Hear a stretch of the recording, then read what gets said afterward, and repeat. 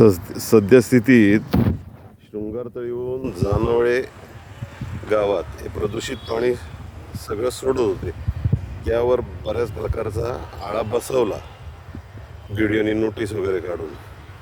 पण आता काही ठिकाणी म्हणण्यापेक्षा नदीपात्रात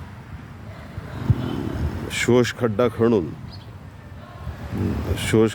अनधिकृत खड्डा खणून पुन्हा ही नदी प्रदूषित करण्याचं काम चालू झालेलं आहे. 3 दिवस मुंबईत गेलो असताना हे काम चालू केलेलं आहे.